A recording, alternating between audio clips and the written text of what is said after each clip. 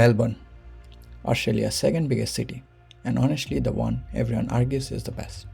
Sydney's got the Harbour Bridge, Melbourne's got colourful street art, world-class coffee, and iconic landmarks. From gold rush history to penguins to a glass box hanging off the 80th floor, this city throws a lot at you. I spent 5 days here trying to hit the icons and the touristy spots. Let's get into it. First stop, Flinders Street Station. If you have seen one photo of Melbourne, it's probably this building. It has been welcoming travellers since 1910 and remains one of Australia's busiest railway stations. Everyone in Melbourne has a story about meeting under the clocks. Melbourne has graffiti-laced alleyways. Artists paint over each other's work constantly.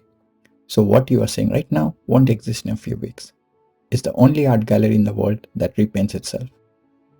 No visit to Melbourne is complete without seeing the MCG, the G as locals call it. With a capacity of around 100,000 people, this is one of the largest stadiums in the world. But Melbourne wasn't always this big city. Everything changed during the gold rush of the 1850s. Gold was discovered in Victoria, and within a decade, Melbourne went from a small colonial town to one of the richest cities on the planet. The arcades, the old banks, the town hall, all gold rush money. And this one, Marina Tower, which looks like one building tilting, but it's actually two separate towers fused together up to the 21st floor and then leaning apart at 5 degrees angles. Looks great, doesn't it? Next up, Queen Victoria Market. Running since 1878, making it one of the oldest continuously operating markets in the Southern Hemisphere. You can find everything here, from fresh fruits and local cheeses to handmade souvenirs, artwork, and street food from all over the world. Lune Croissanterie, regularly called one of the best croissants on the planet. After waiting in line, you start to wonder if it's hyped. Then you take the first bite. This is the Shrine of Remembrance, Melbourne's main war memorial.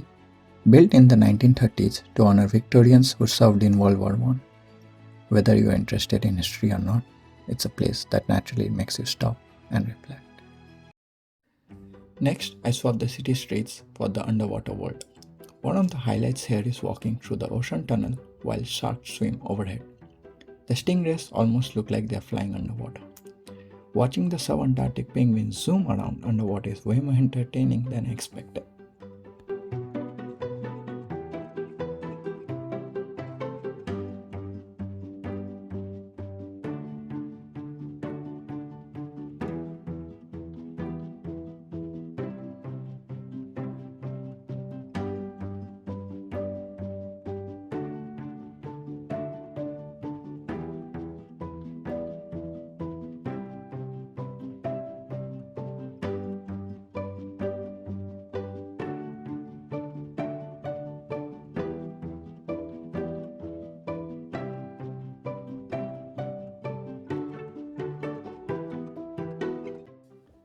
This is the most photographed strip of land in Melbourne, Brighton Beach and its bathing boxes. There are around 80 of these lining the beach, each privately owned and painted differently, and they are not cheap. Some have sold for well over $500,000. The NGV, National Gallery of Victoria, founded in 1861, making it Australia's oldest and most visited art museum.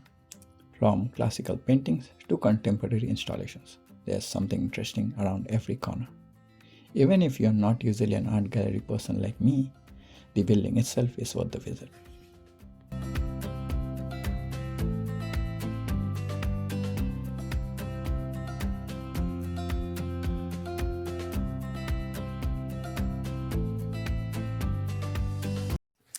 A bit further out of the city, Moonlit Sanctuary.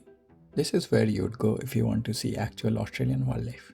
You can feed the kangaroos, wallabies, take pictures with the koalas.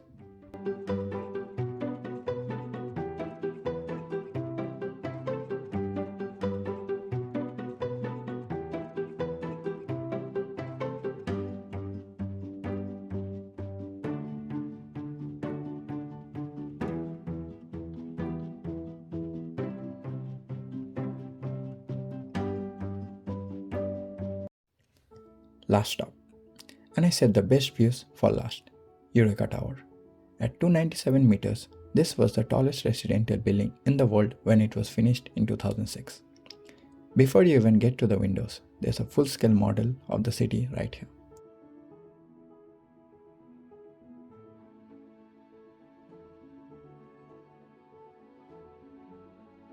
"88 floors up. The entire city laid out in every direction. You can see basically every iconic spot of Melbourne. And if you want stomach in your throat, this is the edge. A glass cube that slides out of the building over nothing but open air. Thrilling. Standing here, looking down at the city, you realize how small you are in a city this big. That's my Melbourne vlog, but the trip didn't stop there. I also took a trip on the Puffing Willy steam train, so go check out that video right here if you want to see that side of the trip too. If you're planning your own Melbourne trip, drop your top pick in the comments. I want to know what I missed. Subscribe if you want to catch the next stop, and I'll see you in the next one.